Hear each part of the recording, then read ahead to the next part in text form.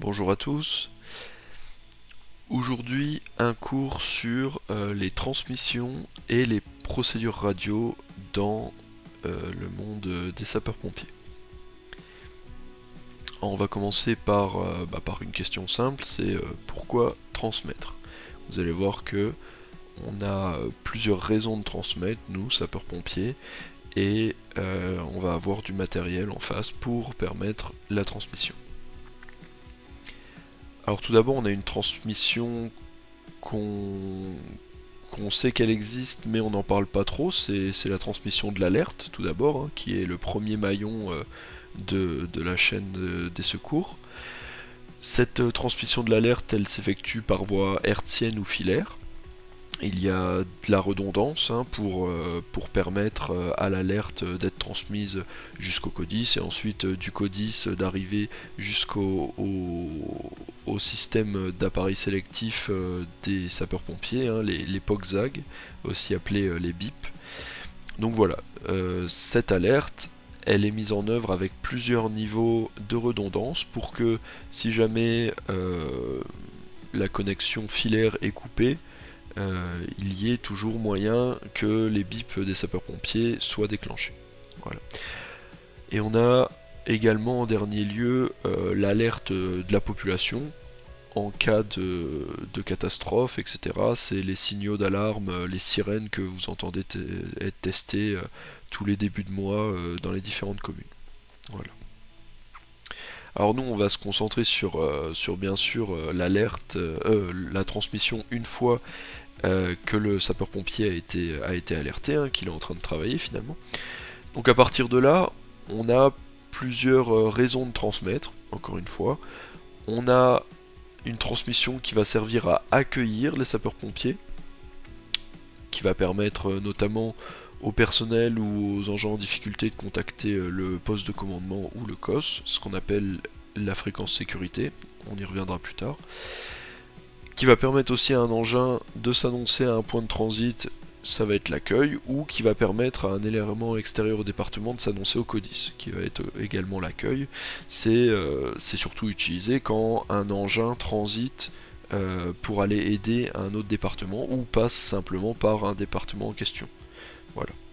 Ça c'est une forme assez anecdotique d'utilisation des transmissions, mais il fallait quand même en parler. La principale utilisation des transmissions chez nous sapeurs-pompiers, ça va être pour travailler. Alors, dans notre travail, dans nos interventions, ces transmissions vont être utilisées pour permettre tout d'abord aux cadres et aux autorités d'apprécier la gravité de l'intervention, de répondre aux demandes du COS, d'anticiper les mesures nécessaires, d'informer les partenaires et la population, et plein d'autres choses. C'est une des premières utilités des transmissions, c'est-à-dire faire remonter l'information vers la hiérarchie afin de les informer de comment se passe l'opération en cours. Et pour qu'eux puissent prendre des décisions à leur niveau, à leur échelle, pendant que l'intervention est en train de se passer. Ça permet également au commandant des opérations de secours, au COS, de connaître les réponses à ces demandes, bien sûr, de connaître les mesures prises et d'être informé des données importantes pour la conduite de son opération. Voilà, typiquement, un VSAV arrive sur une personne inconsciente, par exemple. Il informe le CODIS et le SAMU que la personne est inconsciente. Et par exemple, le SAMU décide d'envoyer un SMUR. Donc, il va falloir dire à ce chef d'agré que un SMUR va arriver sur son opération. Donc voilà une utilité essentielle de la transmission des informations.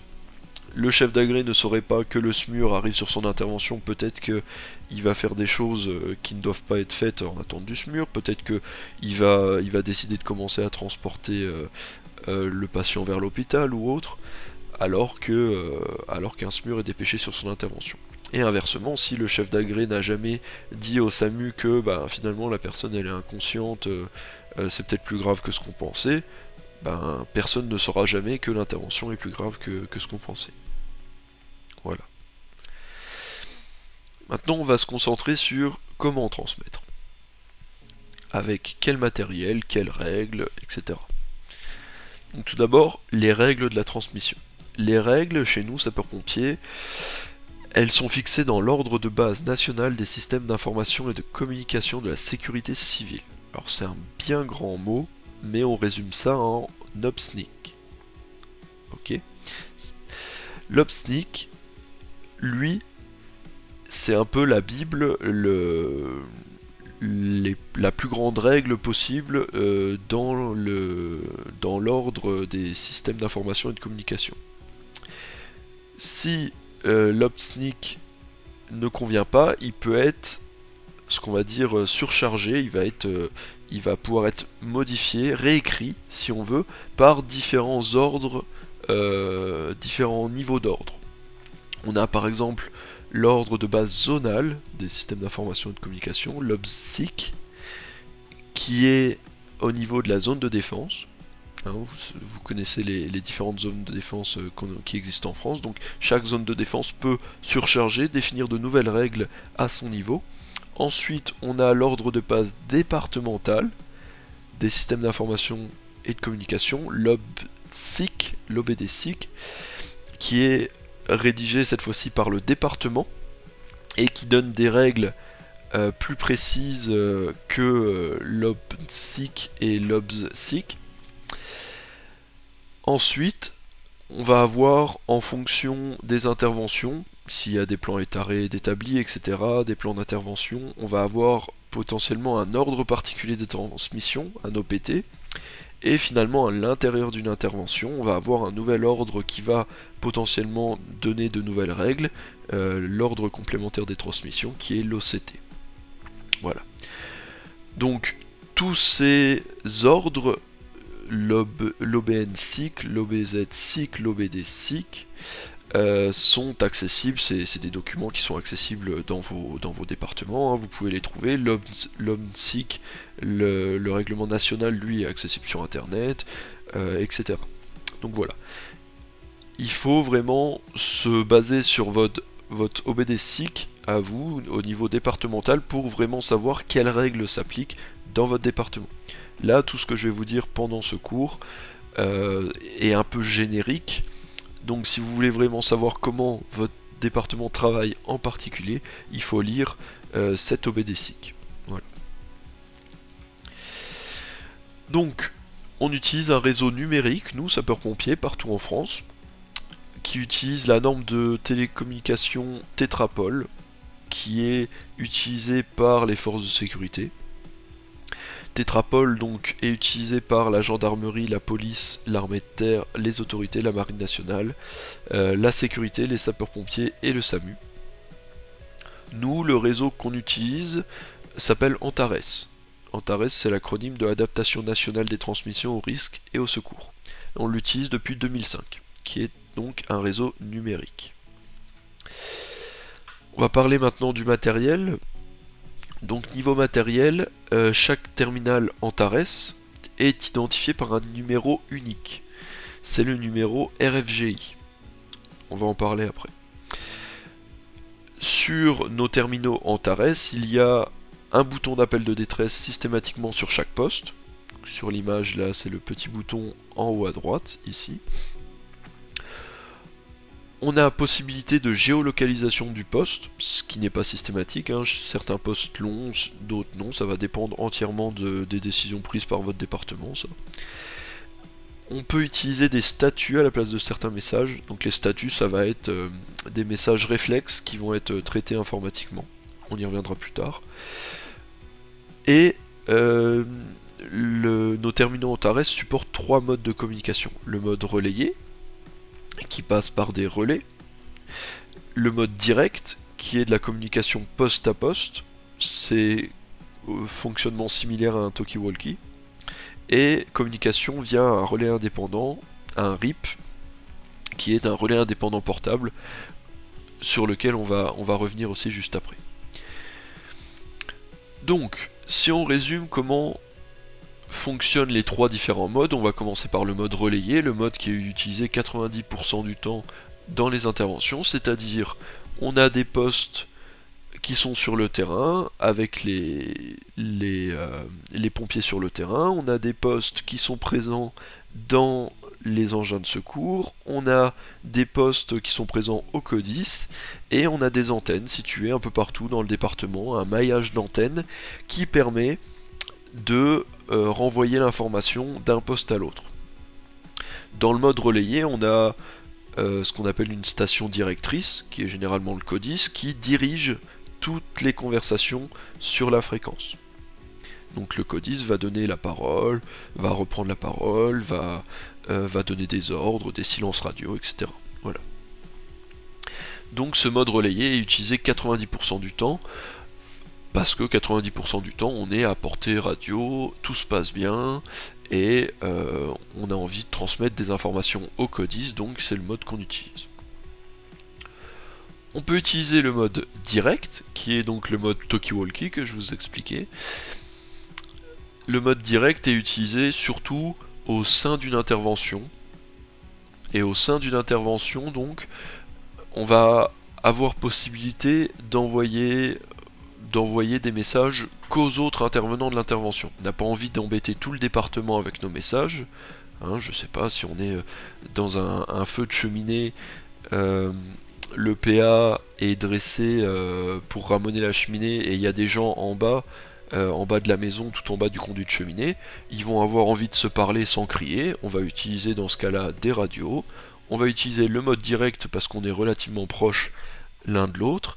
Et on va se donner des informations comme tu peux commencer à ramoner, tu peux arrêter de ramoner. Et là, le département, il s'en fiche. On va pas polluer toutes les fréquences du département avec notre ramonage. Donc le mode direct est vraiment utilisé dans ce genre de situation. Donc au sein d'une intervention, généralement. Et le dernier mode, qui utilise le relais indépendant portable, alors il va être utilisé dans certains cas de figure très très précis. Là je vous en donne un sur la petite photo. Imaginons on a une intervention dans un coin du département qui n'est pas couverte par un relais, mais on a quand même envie de transmettre des informations au CODIS. Donc, vu qu'il n'y a aucun relais capable de prendre notre transmission, on va être contraint, les intervenants qui sont de l'autre côté de la montagne là vont être contraints d'utiliser le mode dire pour discuter entre eux, mais si jamais on a envie de transmettre une information au CODIS, on va installer un relais indépendant portable qui va potentiellement nous permettre d'étendre notre couverture réseau et donc de permettre la communication de s'effectuer jusqu'au CODIS. Voilà.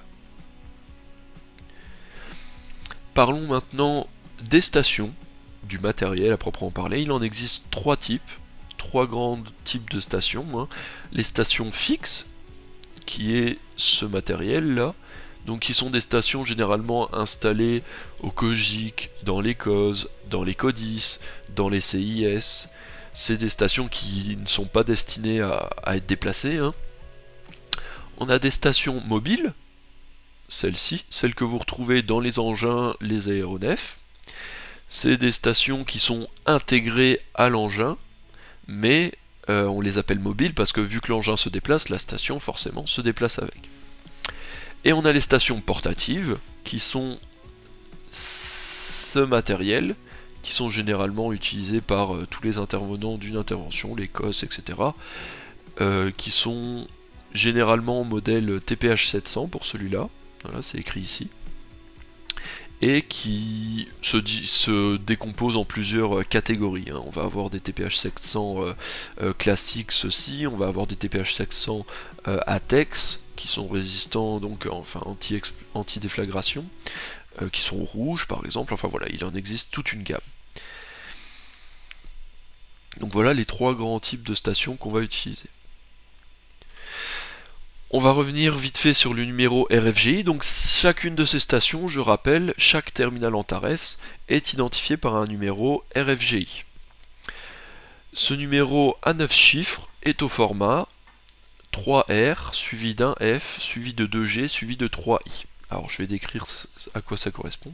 Le premier numéro 3R correspond à l'identification du réseau de base départementale dont dépend le terminal. Généralement c'est le numéro du département. Voilà, si vous êtes dans le département 55, ces numéros vont être 550. Voilà. Si on est dans le département 80, 800. Voilà. Suivi d'un numéro F qui est égal à 2 chez nous, qui correspond à la flotte Antares de la sécurité civile. Donc voilà, si vous êtes dans le département 80, on aura 8002, forcément comme numéro. Suivi du groupe d'emploi opérationnel du terminal, en deux chiffres. Donc ce groupe d'emploi, je vous en ai mis quelques-uns en dessous là dans le tableau. On voit par exemple que les terminaux destinés au secours à personne, par exemple les stations mobiles qui vont être dans les VSAV, vont avoir des numéros GG 21 et 22. Suivi du numéro identifiant propre au terminal qui va être incrémenté. Donc je sais pas, le VSAV 1 de votre département va être numéro 001, le VSAV 2 002, le VSAV 1 d'une autre caserne 003 et ainsi de suite. Voilà, on incrémente les numéros. Donc ça va nous permettre de connaître précisément chacun des postes. Donc par exemple, encore une fois, si on est dans le département 90, le tout premier VSAV du département 90 a certainement le numéro 90 02 21 001. Voilà. Et donc le CODIS connaît les numéros de tous ces terminaux. Bien sûr, ces numéros sont transmis quand on transmet un message. Donc le CODIS sait, même s'il n'y a aucune voix, aucune parole transmise dans un message, sait quel terminal a essayé de l'appeler. Et peut retrouver si c'est la radio d'un CCR, d'un FPT, d'un VSAV, d'un commandant, voilà, etc. Et on va aussi revenir sur les statuts. Donc les statuts, je vous l'ai rapidement dit tout à l'heure, c'est une information qui est transmise très rapidement au CODIS et qui est prise en compte automatiquement dans les systèmes informatiques. Ces statuts sont transmis généralement en restant appuyés sur une des touches du clavier numérique ou en utilisant les menus, en allant dans le menu statut, et on retrouve tous ces statuts. Et les statuts, leur avantage, c'est qu'il n'y a pas besoin d'effectuer une conversation pour informer le CODIS de quelque chose. Par exemple, un engin part en intervention, on passe le statut 1, qui est le tout premier, qui dit que l'engin est parti. Et voilà, sans envoyer de message au CODIS, juste en appuyant sur un bouton, le CODIS est informé que l'engin est parti. Alors ça, à vous de regarder dans votre OBD-SIC ce que dit les règles de votre département. Certains départements demandent à ce que les statuts soient doublés en phonie. Donc en plus d'appuyer sur le bouton statut, on demande aux gens de continuer à transmettre un message pour dire le VSAV étant est bien parti. Certains autres fonctionnent uniquement avec des statuts, ça c'est pas moi qui vais pouvoir vous le dire, c'est dans l'ordre de votre département. Parlons un peu maintenant des différentes fréquences qu'on utilise. Donc vous avez compris, on a différents modes, relayés, directs, etc. Maintenant on va parler des fréquences un peu plus particulièrement. Donc les fréquences du mode relayé sont dénommées COM. Elles contiennent les COM opérationnelles départementales qui sont OP1, OP2, etc. Voilà. C'est les fréquences les plus utilisées. OP1 ça va être la fréquence que tous les terminaux vont se connecter automatiquement. Dès que vous allez utiliser un terminal, l'allumer, généralement il va se connecter sur l'OP1. C'est là que vous allez entendre tous les messages du département, généralement. Elle est gérée par le CODIS. OP2, si OP1 est trop utilisé. On a des coms spéciales, type SP1, SP2, ça c'est l'ordre particulier des transmissions qui va dire de les utiliser. C'est des coms qui peuvent être activés par le CODIS, qui peuvent être utilisés pour, je sais pas, une intervention de recherche de personnes qui va être très longue, qui va demander beaucoup d'intervenants, mais dans laquelle on va pas pouvoir forcément utiliser un mode direct parce que les intervenants sont trop éloignés les uns des autres. On va utiliser une SP. L'avantage de la SP, c'est qu'elle est relayée. Elle utilise donc les relais du département pour avoir plus de portée. Voilà.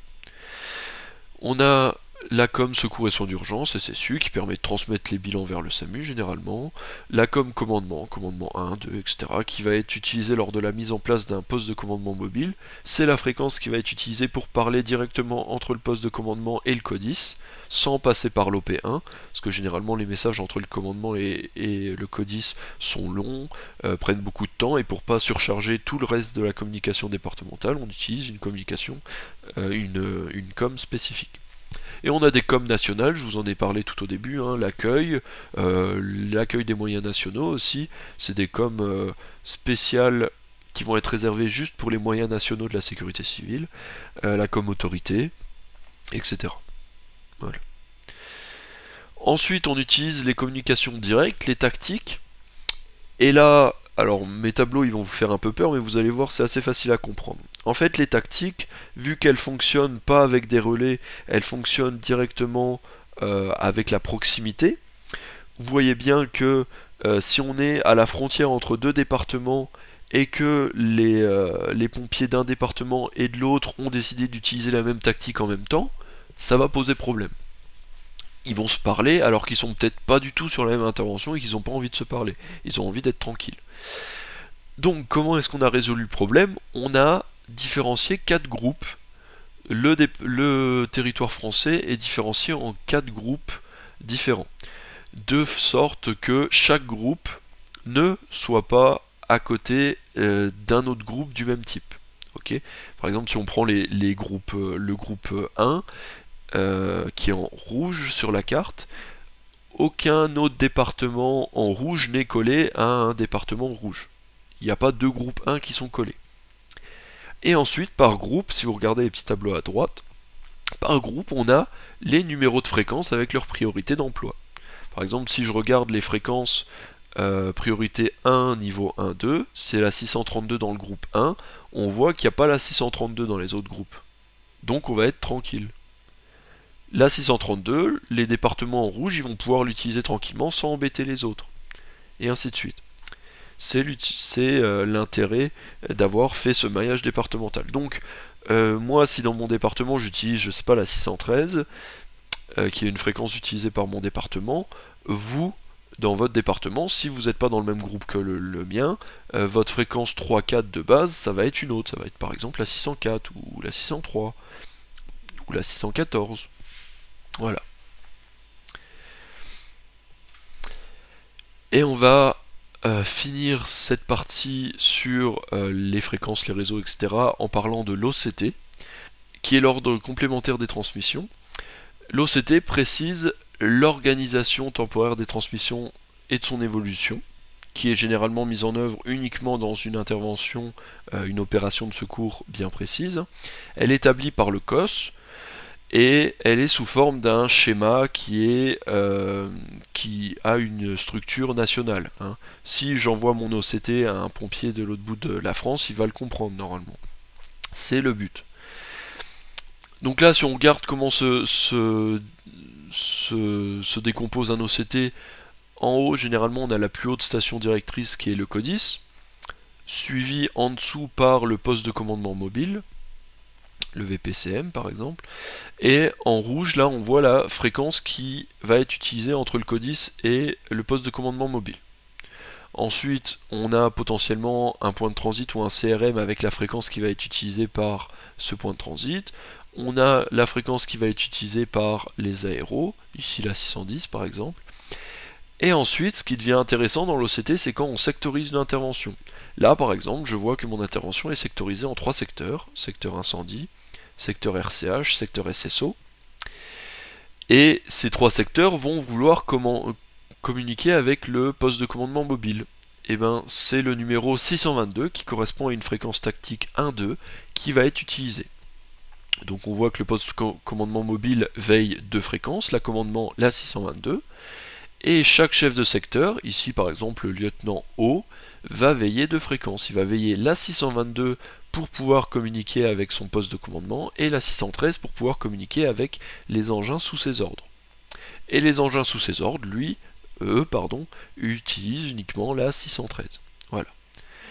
Et le lieutenant Toxi, qui est dans le secteur RCH, lui va dire à ses engins sous ses ordres d'utiliser la 634 pour pas que ça interfère avec ce que sont en train de faire les engins du secteur incendie, et ainsi de suite.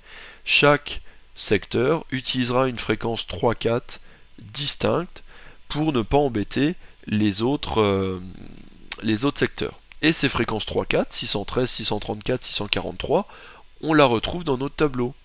Là, par exemple, si je prends le groupe 3, niveau 3-4, j'ai la 613, 634, et je dois avoir la 643, voilà, ici. Voilà les fréquences utilisées. Voilà comment se met en place un OCT. Et l'intérêt, c'est que chaque commandant des opérations, enfin, chaque responsable de secteur ou commandant des opérations de secours va veiller uniquement deux fréquences. Voilà. Le poste de commandement mobile, ça sert à rien qu'il veille la 613 ou la 634 et la 643. Ça va le polluer pour rien parce que tous les messages lui sont retransmis par le lieutenant O, par exemple, via la 622. Ou le lieutenant Toxi via la 622 ou le lieutenant Pansement via la 622. Voilà. Les messages maintenant. On va parler de la procédure radio à proprement parler. Alors, les COM ou tall group du réseau Antares sont exploités par le CODIS. Hein, ça je l'ai déjà dit, c'est un fonctionnement en réseau dirigé. Tout terminal doit obtenir l'autorisation de la station directrice pour établir une communication. La station directrice, c'est le CODIS. Cette procédure radio a pour but d'utiliser un vocabulaire et un langage compris par tous, permettre un gain de temps et simplifier la conversation, et faciliter l'identification des stations. Donc toute cette procédure radio a été mise en place pour pas que on entende sur les réseaux, on entende oui bonjour, alors écoutez, je suis en train de faire une réanimation cardiaque sur la victime de l'intervention. Ah oui, au fait j'ai oublié de vous dire, je suis le VSAV Nancy. Enfin voilà, ce serait n'importe quoi. Pour éviter ça, on a mis en place des procédures radio. Donc la communication se divise en trois grandes parties qu'on va voir: l'appel, la conversation et le final. Une communication à proprement parler, ça va être par exemple un engin qui vient d'arriver sur les lieux, qui a envie d'informer le CODIS de ce qu'il voit et potentiellement demander des renforts. Voilà, ça va être ça une communication. Donc la communication va concerner deux postes, le CODIS et le VSAV par exemple. Voilà. Allez, on commence par l'appel. L'appel, il est établi sur le format suivant: identifiant de la station réceptrice, 2. L'identifiant de la station émetteur, parler. Suivi de, une fois que la station directrice a reçu l'appel, suivi de identifiant du terminal émetteur, 2. Identifiant de la station réceptrice, parler. Voilà. Une fois que ça c'est effectué, on considère que l'appel est effectué, que les deux stations vont pouvoir avoir une conversation. On a aussi des appels pour les messages prioritaires où on dit urgent, urgent, urgent avant d'appeler la station réceptrice. Et on a des synonymes. De peut être synonyme de ici, pour, parler peut être synonyme de pour message, pour transmission, transmettez. Voilà. Par exemple, le CODIS qui demande, le VSAV pardon, qui demande au CODIS la parole, va dire CODIS de VSAV1 Nancy, transmettez. Et on va avoir le CODIS qui peut répondre VSAV1 Nancy de CODIS, parler. Voilà. L'appel est fait, on va pouvoir converser. La conversation s'effectue avec une série de messages échangés. Chaque message comprend de préférence la trame suivante: identifiant et destinataire, numéro d'intervention, le groupe horaire, l'adresse de l'intervention, la nature, les actions qui sont en cours, les risques d'évolution du sinistre, d'autres renseignements, des demandes de moyens, et finalement on dit parler ou fin du message. Voilà. Alors vous allez voir que toutes les interventions ne nécessitent pas de récupérer chaque petit bout de la trame. Là, hein. Chaque intervention ne nécessite pas forcément un groupe horaire. On va potentiellement éviter de répéter l'adresse, la nature de l'intervention et le numéro de l'intervention si c'est le deuxième ou le troisième message qu'on transmet, etc. Encore une fois, chaque département a ses règles spécifiques en fonction de votre ordre de base départemental. Donc là, par exemple, si je prends mon VSAV qui vient de demander la parole, s'il suit la trame, il va transmettre au CODIS le message suivant. Il va transmettre CODIS de VSAV à Nancy, intervention au numéro 44, groupe horaire 1330, somme aux 8 rue du Puy, commune de Nancy, pour personnes inconscientes. Mise sous O2 et bilan en cours, gendarmerie sur les lieux, je demande une EPA pour évacuation sanitaire, fin du message. Voilà, ça c'est un message.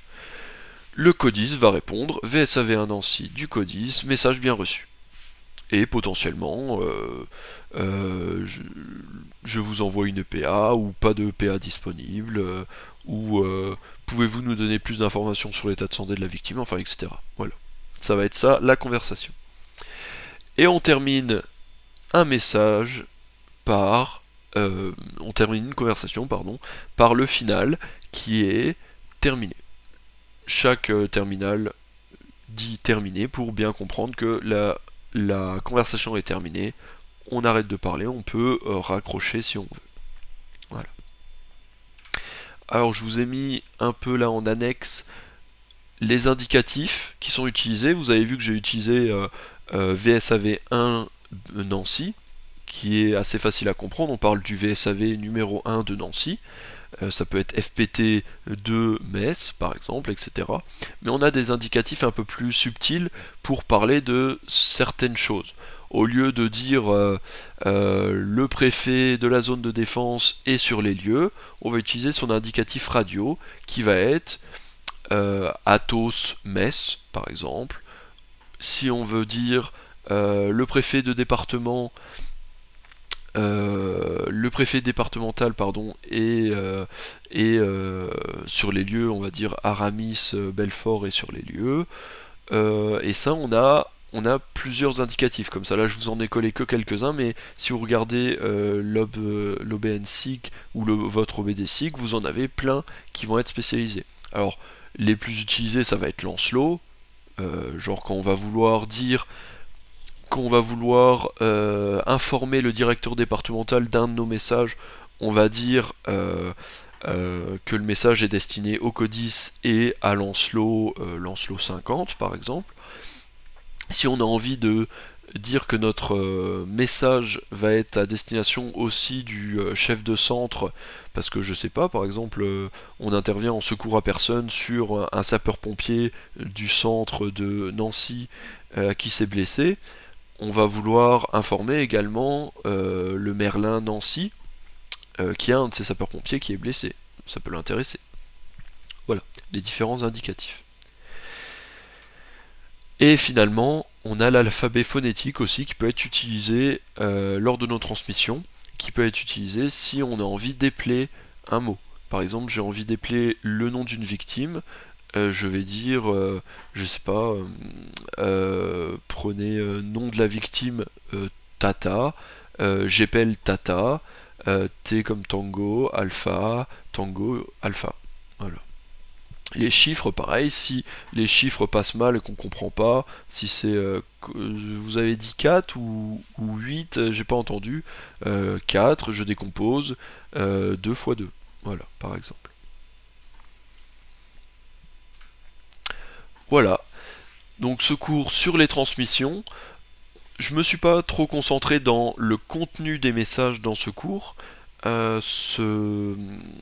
C'est fait exprès, c'est parce que j'ai envie de faire un cours spécial sur le contenu des messages, comment construire des messages, etc., qui sera lui un peu plus complet. Voilà. En attendant, je vous remercie de votre attention. N'hésitez pas à me poser des questions en commentaire, à vous abonner et autres. Merci. Au revoir.